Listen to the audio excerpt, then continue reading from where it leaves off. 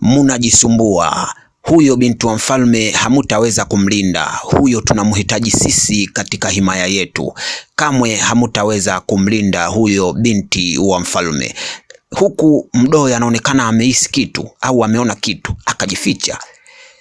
Nini? Ghafla anaonekana yule binti wa mfalme ambaye sote tunafahamu kwamba huyu ni yule binti wa mfalme feki. Binti wa mfalme original ni huyu, huku yupo na akina Tambwi.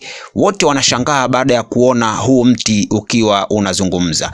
Mdoe alikutana na huyu binti wa mfalme ambaye siye mwenyewe kama tunavyofahamu sisi. Tambwi aling'atwa na buibui, akaja akabadilika. Tambwi alibadilika na kuwa kiumbe cha ajabu. Alikuwa giant baada ya kung'atwa na yule buibui. Twende pamoja katika simulizi hii nzuri ya kuvutia ambayo inapatikana katika filamu hii ya Binti wa Mfalme. Twende pamoja, hii si ya kukosa. Bado tunaendelea kuangalia, je, Tambwi wataweza kumfikisha binti wa mfalme salama? Je, wataweza kushinda mzimu wa mfalme Mbonde? Twende pamoja. Maswali hayo majibu yake tutayapata ndani ya simulizi hii. Twende pamoja. Tunakwenda kuanza pale tulipoishia. Hii ni episodi ya 5. Tunakwenda kuanza pale tulipoishia. Unaonekana mto ukiwa unachiliza maji mazuri ya kuvutia, huku anaonekana Mdoe akiwa anakimbia. Hajui ni nini hatima yake, hajui wapi aelekee. Ghafla alihisi kitu hapa, akaangalia, akaona bora ajifiche. Ni nini hiki? Huku tunamuona binti wa mfalme ambaye sote tunamfahamu kwamba ni yule binti wa mfalme feki, ambaye sio wa kweli, ambaye ni mwili anaotumia mzimu wa mfalme Mbonde. Mdoe alimuona akajiuliza, huyu si binti wa mfalme huyu? Ngoja nimfuate kwanza. Akamwita, binti wa mfalme, binti wa mfalme. Alipofika akamwambia, twende kwanza huku. Hajataka hata kusalimiana naye katika ile salamu yao. Yeye aliamini ni moja kwa moja huyu ni binti wa mfalme. Sidhani kama Mdoe anaweza akawa salama. Twende pamoja. Hii ni simulizi inayosisimua sana na kuvutia. Huku wanaonekana kina Tambwi wakiwa wanaelekea pamoja na binti wa mfalme. Walifika sehemu akashangaa, ni nini? Mti unazungumza. Nyinyi hamuwezi kumfikisha popote huyo binti wa mfalme. Sisi tunamhitaji huyo katika himaya yetu, na kamwe hamutaweza kumlinda binti wa mfalme huyo. Huyu kijana alichukizwa na hii kauli, lakini huku wakiwa na mshangao wa hali ya juu. Tambwi naye aliona ni kitu cha ajabu sana hiki. Alizidi kuwapa vitisho kwamba ni bora mumuache huyo binti wa mfalme kwa ajili ya kuokoa maisha yenu.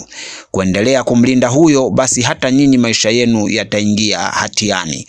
Mti huu unaozungumza unawapa vitisho hawa vijana ambao wanamlinda binti huyu wa mfalme.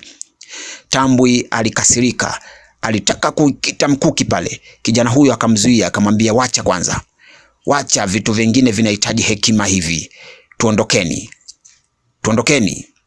Huyu kijana aliwaamuru kuweza kuondoka katika eneo hili. Waliendelea na safari hiyo, lakini Tambwi alikasirika, alitamani akite mkuki pale katika mdomo wa ule mti. Huku anaonekana Mdoe akiwa na binti wa mfalme ambaye ni binti wa mfalme feki huyu. Binti wa mfalme anadai kwamba nimechoka sana. Tambwi anamwambia, twende kidogo, wenzetu kina Tambwi. Tambwi ipo wapi? Anamwambia, Tambwi niliachana naye huko, alinitelekeza. Basi binti wa mfalme akaona ni bora kwanza apumzike, na Mdoe ilibidi akae chini kuweza kupumzika kwanza. Mdoe, nadhani unafahamu mimi ni nani hapa kijijini, na bila shaka unafahamu nina nafasi gani katika kijiji hiki. Mdoe alimjibu, ni kweli binti wa mfalme, nafahamu wewe ni nani na najua kwamba una nafasi gani katika kijiji hiki. Binti wa mfalme alimjibu, sawa, ni vizuri kwa kufahamu hilo. Kuna jambo nataka nikuulize, je, utaniambia ukweli? Mdoe alimwambia, sitakuficha chochote, nitakwambia ukweli kwa kile utakachoniuliza.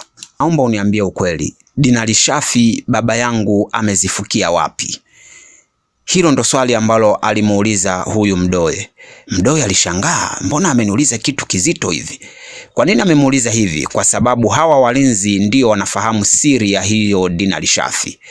Mdoe alishangaa kidogo baada ya kumuuliza hivi kwamba wao wanajua. Je, huyu binti wa mfalme ambaye ni mtoto wa mfalme anakosa kweli kujua siri hii? Mdoe alibidi aulize hilo. Binti wa mfalme alimwambia, hapana, sifahamu chochote, maana baba yangu amenificha hilo. Kwa hiyo naomba unisaidie, na endapo utanisaidia kuniambia dinari shafi zimefichwa wapi, basi nitakupa cheo kikubwa katika kijiji hiki na kila mtu atakuheshimu. Mdoe alianza kushawishika, akamwambia, ni kweli binti wa mfalme, utanipa cheo kikubwa na kila mtu ataniheshimu? Alimwambia, usijali, mimi ndiyo binti wa mfalme, hata baba yangu ananisikiliza mimi, hivyo nitakupa cheo kikubwa endapo utaniambia dinari shafi zimefichwa wapi. Mdoe alimwambia, kweli utanipa cheo kikubwa na nitaheshimika endapo nikikwambia dinari shafi zilipofichwa? Binti wa mfalme alimwambia, ndiyo. Mdoe akamwambia, basi usijali, mimi nitakuelekeza ama nitakupeleka dinari shafi zilipofichwa. Kikubwa naomba uitunze hii siri, usije ukamwambia mfalme kwamba mimi ndiye niliyekuonyesha dinari shafi zilipo. Alimtoa shaka, akamwambia, usijali, hii ni siri kati yangu mimi na wewe, sitaweza kumwambia baba yangu kama wewe ndiye uliyenipeleka. Lakini tukumbuke kwamba huyu siye binti wa mfalme yule original. Kumbe hapa tunapata kujua kwamba kuna siri. Huu mzimu wa mfalme Mbonde kuna kitu anakitaka kinaitwa dinari shafi. Sasa inasemekana huyu mtoto wa mfalme ndiye anayejua zilipo, na ndio maana wanamtaka huyu mtoto wa mfalme ili kujua kwamba hizo dinari shafi zipo wapi.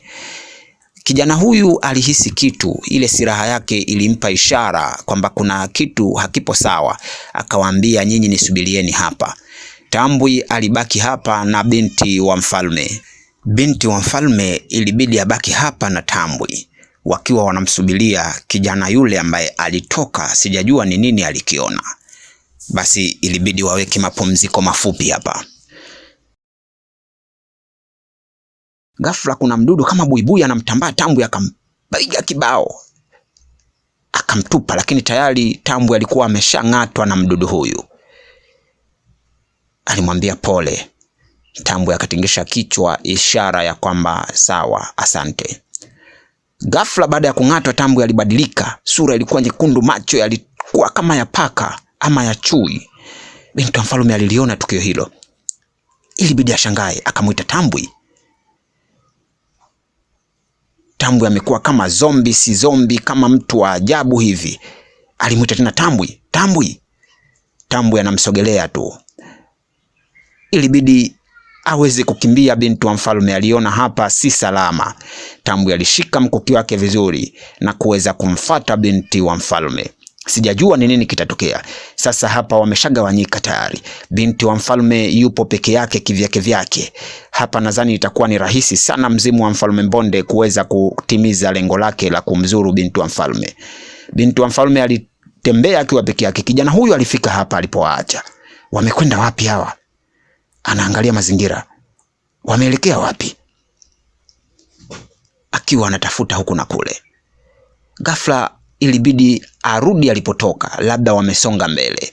Kweli binti wa mfalme anaonekana akichanja mbuga katika maeneo haya, akiwa peke yake. Sasa hana msaada wowote, sijui ni nini itakuwa hatima yake. Alizidi kwenda, akafika sehemu kama ufukweni hivi. Kuna mto hapa ambao umekauka maji hapo machache mno. Huku anaonekana kijana huyu akiwa anazidi kutembea. Lengo lake kubwa bila shaka ni kumpata binti wa mfalme. Alizidi kusonga mbele, silaha yake inatisha kweli kweli. Binti wa mfalme alifika hapa akashangaa, nini hiki? Ameona nini? Ameona nini binti wa mfalme? Anaanza kuogopa na kurudi nyuma. Ni nini hiki amekiona? Ghafla alimuona Tambwi amebadilika na kuwa giant. Tambwi amekuwa lijitu kubwa kabisa, na hii ni baada ya kung'atwa na yule mdudu. Bila shaka yule mdudu ana sumu kali, au ni miongoni mwa watu wa mfalme Mbonde yule Yule mdudu bila shaka ni miongoni mwa majeshi ya Mfalme Mbonde. Baada ya kumng'ata Tambwe, Tambwe alibadilika na kuwa mkubwa sana. Alianza kumsogelea binti wa mfalme huyu. Lengo lake bila shaka ni kuweza kumzuru, maana ameshabadilishwa mpaka akili siyo ya kwake tena. Sijui ni nini kitatokea. Binti wa mfalme hana msaada, amebaki pale. Ghafla alitokea Tambwe. Ghafla alitokea kijana yule mwenye silaha ya ajabu. Alimuweka pembeni binti wa mfalme, akijaribu kukabiliana na huyu Tambwe. Hii vita bila shaka itakuwa ni kubwa sana. Tambwe limekuwa likubwa mno. Kijana huyu akikanyagwa akakwepa, akamgadi binti wa mfalme, akakanyagwa tena akakwepa. La salale, alishika vizuri silaha yake. Silaha hii ni hatari sana, tena inatisha. Ni nini kilitokea? Basi usiweze kukosa katika season 2. Season hii ya kwanza ndipo inaishia hapa. Naomba usikose kwenda na mimi katika season ya pili ukajue ni nini kilitokea. Huyu Mfalme Mbonde ambaye anatumia huu mzimu ni nani? Na huyu mfalme ambaye mtoto wake ndiye huyu binti ni nani? Na huyu kijana pia ni nani? Usikose katika season 2 sehemu ya kwanza. Punde itakujia.